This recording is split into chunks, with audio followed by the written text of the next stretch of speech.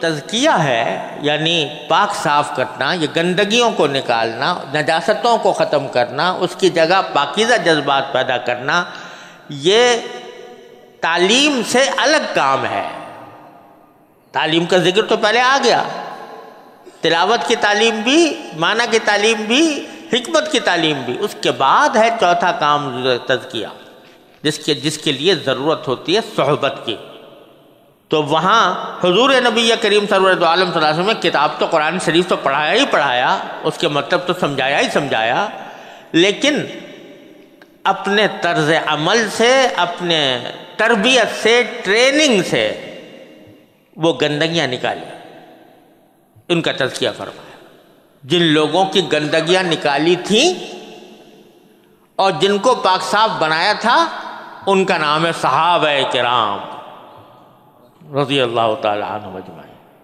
صحابہ، اللہ اکبر، کیا مقام بن گیا صحابہ کا کہ اس روئے زمین پر انبیاء کرام علیہ السلام کے بعد ان سے زیادہ افضل مخلوق پیدا نہیں ہوئی، ایسے صحابہ بن گئے۔ اور کیا پیاری بات فرمائی ہے، اللہ اکبر۔ حضرت شاہ اسماعیل شہید رحمۃ اللہ علیہ فرماتے ہیں کہ آج کل بھی رواج ہے اور پہلے بھی کہ لوگوں کی، علماء کرام کی یا بزرگان دین کی تعظیم و تکریم کے لیے بڑے بڑے القاب لوگوں نے بنائے ہوئے ہے نا۔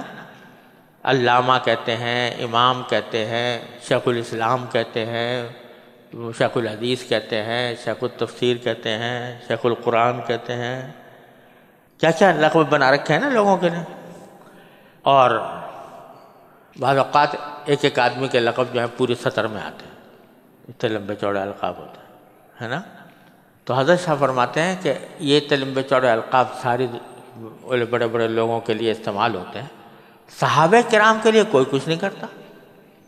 صحابہ کرام کو کسی نے اس کے ساتھ کبھی نہ شیخ الاسلام لگایا کہ شیخ الاسلام ابو بکر صدیق یا شیخ الاسلام عمر بن خطاب رضی اللہ تعالیٰ، نہ علامہ لگاتے ہیں، نہ امام لگاتے ہیں، سیدھا سادہ کیا کہتے ہیں، حضرت ابو بکر صدیق، حضرت عمر رضی اللہ تعالیٰ، بس اور کچھ نہیں لگاتے۔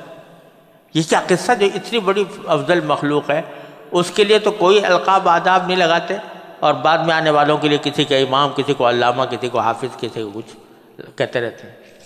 تو حضرت شاہ صاحب فرماتے ہیں وجہ اس کی یہ ہے کہ وہ جو فارسی کا مصرع ہے کہ حاجت مشاطہ نیس روئے دل آرام رہا، جس کا چہرہ ہی خوبصورت ہو اس کو سنگھار کی ضرورت نہیں ہوتی۔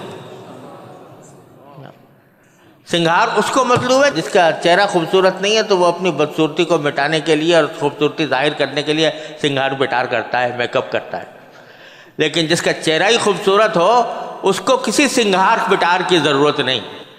تو در حقیقت صحابہ کرام کا صحابی ہونا، تنہا صحابی ہونا، یہ اتنی بڑی بات ہے کہ جب کسی کو صحابی کہہ دیا تو سبھی کچھ کہہ دیا۔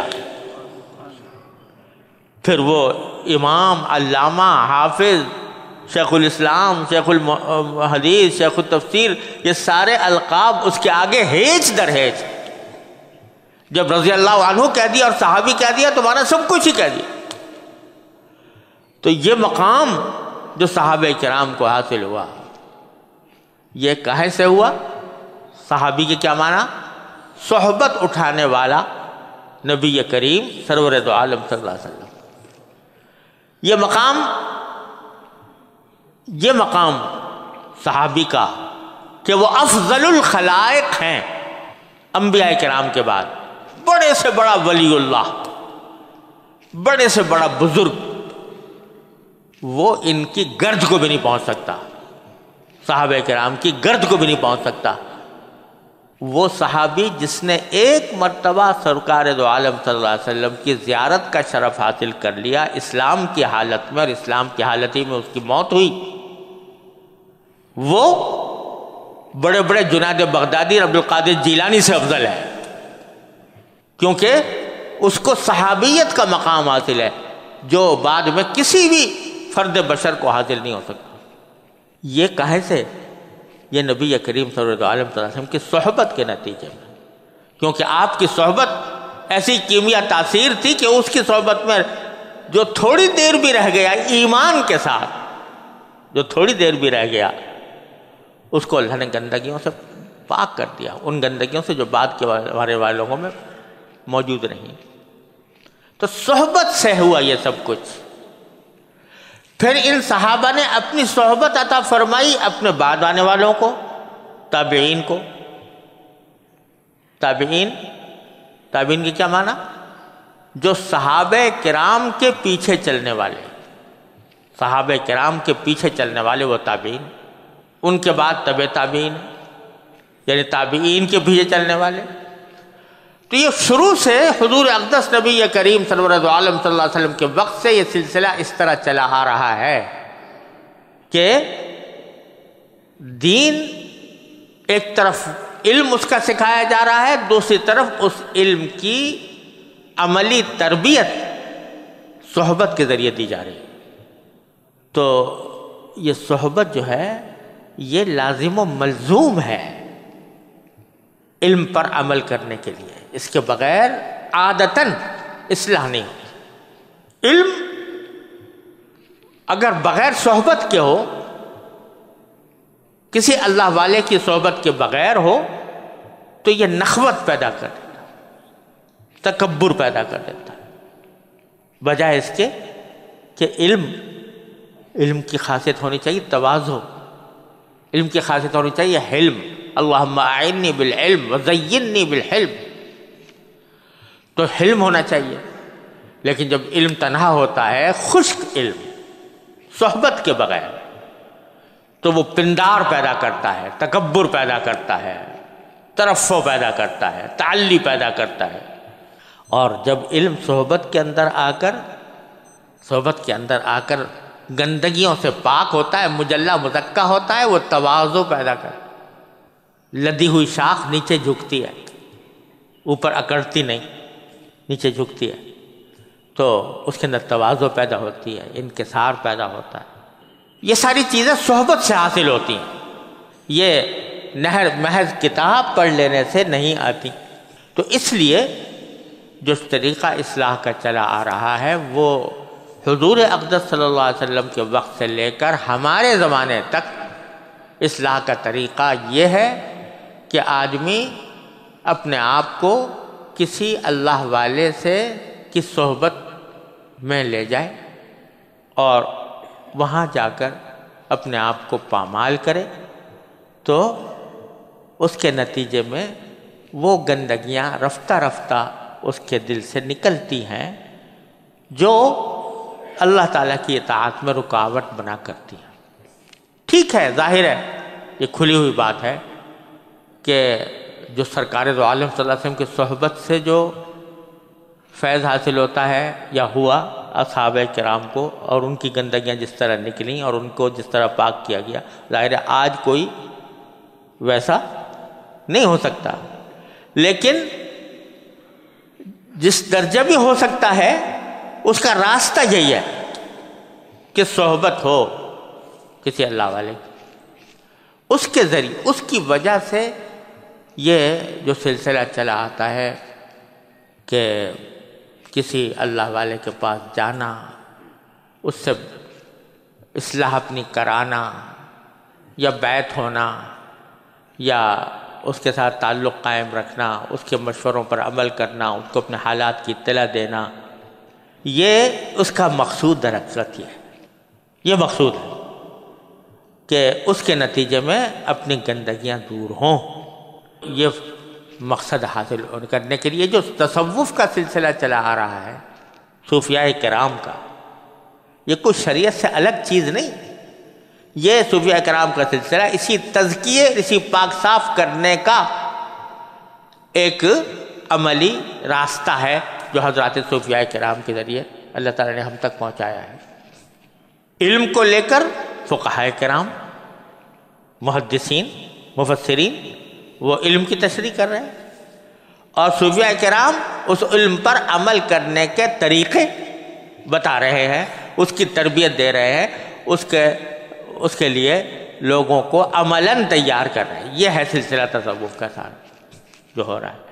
تو بھائی اسی لیے ہمارے بزرگ فرماتے ہیں کہ اللہ تعالیٰ نے فرمایا یا ایھا الذین آمنوا اتقوا اللہ وکونوا مع الصادقین، اے ایمان والو تقوی اختیار کرو، اور تقوی اختیار کرنے کا طریقہ کیا ہے؟ صادقین کی صحبت اختیار کرو۔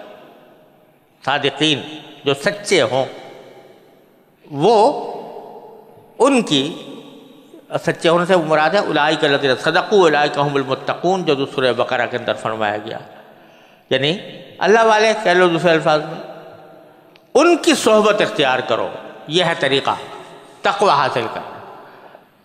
اس کے ذریعے جو دولت حاصل ہوگی وہ کتاب پڑھنے سے، تنہا کتاب پڑھنے سے حاصل نہیں ہوگی۔ اللہ تبارک و تعالیٰ کی یہ سنت ہے۔ کیا سنت ہے؟ کہ اللہ والوں کی صحبت سے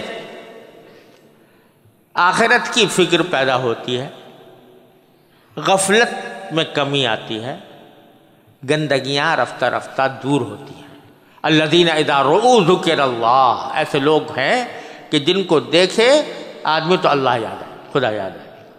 تو ان کی صحبت میں اللہ تعالیٰ نے یہ تاثیر رکھی ہے۔ جیسے آپ اگر کسی عطر فروش کے گھر پاس جا کے بیٹھ جاؤ، عطر بجتا ہے وہ اس کے پاس جا کے بیٹھ جاؤ تو خوشبو تو آئے گی، چاہے تمہارا ارادہ خوشبو سونگھنے کا ہو یا نہ ہو، آئے گی۔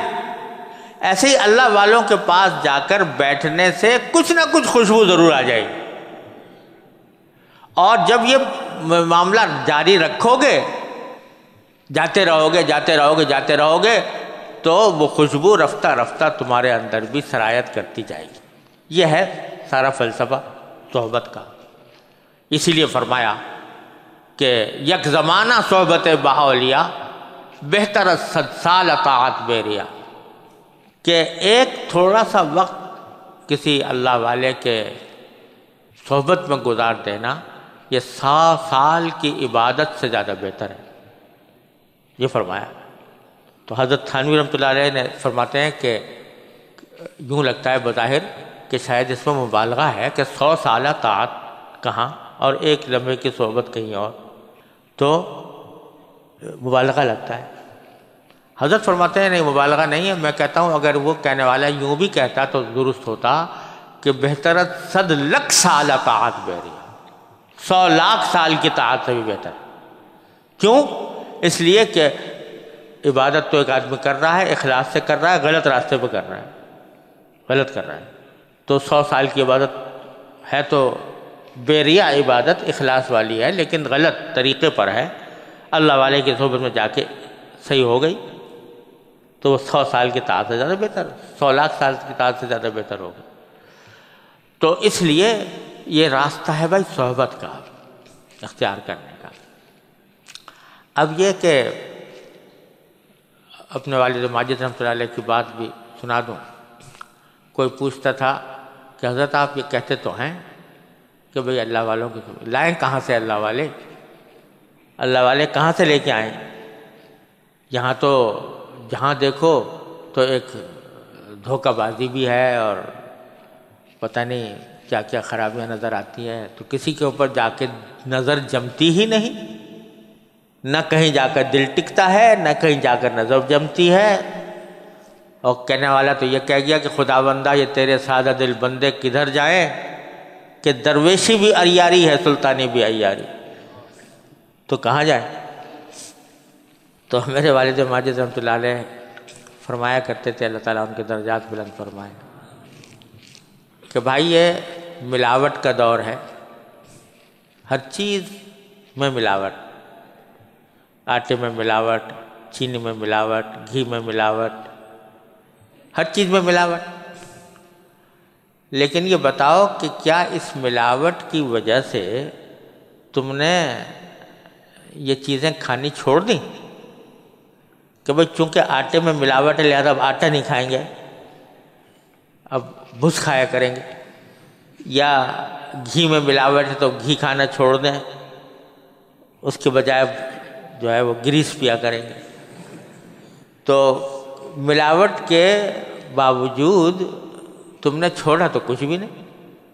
کیا کرتے ہو کہ اسی ملاوٹ کے دور میں جتنا ممکن ہوتا ہے خالص سے بہتر اس کی تلاش میں رہتے ہو، اور جب تلاش کرتے ہو تو پتہ چل جاتا ہے کہ فلاں دکان پر گھی اچھا ملتا ہے، فلاں دکان کے اوپر آٹا اچھا ملتا ہے، فلاں دکان پر مٹھائی اچھی ملتی ہے، وہ تلاش کر کے وہاں سے لے آتے ہیں۔ لاتے ہو کہ نہیں لاتے ہو؟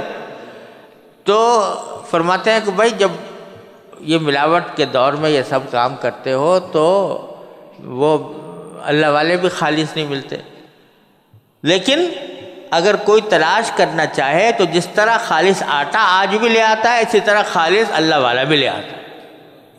یہ تو ہے ایک تمثیلی جواب، اور پھر تحقیقی جواب دیتے تھے کہ امام راضی رحمۃ اللہ علیہ فرماتے ہیں کہ یہ جو اللہ تعالیٰ نے فرمایا کہ یا ایھا الذین آمنوا اتقوا اللہ وکونوا مع الصادقین،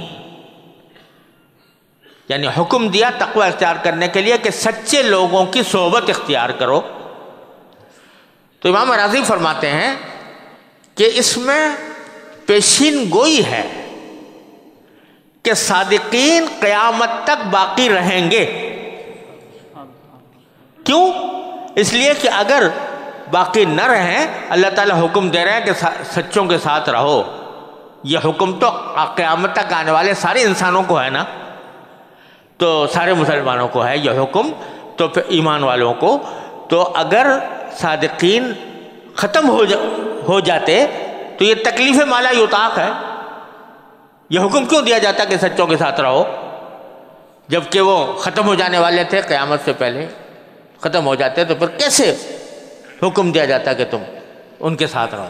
تو اس میں پیشین گوئی ہے کہ رہیں گے موجود، لیکن تمہاری تلاش کرنے کی دیر ہے، تلاش کرنے کی دیر ہے، تو ملیں گے۔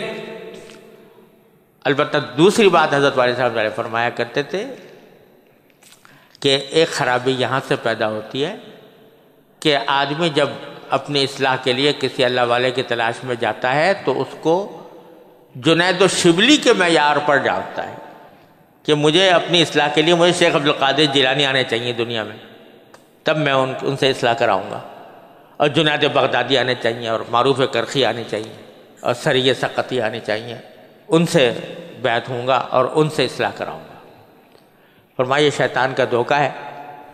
ارے بھائی جیسے روح ویسے فرشتے، تو جس طرح جیسے پانی میں تم ہو تو تمہارے لیے اللہ والے، تمہارے لیے اصلاح کرنے والے مسلح جو ہیں وہ تمہارے مناسب آج بھی مل جائیں گے، ٹھیک ہے؟ ان کو جنید الشبلی کے پیمانوں پر مت ناپو، ان کو اپنے لیے قابل بلکہ ایک صاحب سے میرے سامنے حضرت والد صاحب نے فرمایا، وہ اسی طرح کی باتیں کر رہے ہیں، حضرت کوئی ملتا ہی نہیں ہے کیا کروں؟ تو آپ نے فرمایا کہ تم اپنی مسجد کے مؤذن کے پاس جا کر بیٹھا کرو، اس سے تمہیں فائدہ ہوگا،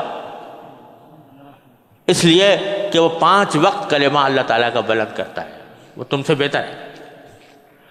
تو اس لیے صحبت کے لیے تلاش کرو، اپنے معیار کے حساب سے تلاش کرو تو مل جائیں گے۔ بات لمبی ہو گئی لیکن انشاءاللہ کام کی بات ہے، اللہ تعالیٰ ہم سب کو عمل کی توفیق عطا فرمائے۔ تو بھائی سب سے پہلی بات تو راستہ جو ہے وہ صحبت ہے، اور اپنے سے بہتر اللہ والے جن کے پاس بیٹھ کر آخرت کی فکر پیدا ہو، ان کی صحبت اختیار کرنے کی کوشش کریں، اور جتنا یہ ہوگی اتنا ہی انشاءاللہ تعالی اللہ تبارک و تعالی اصلاح فرمائیں گے۔ باقی بات آگے کچھ اور کہنا چاہ رہا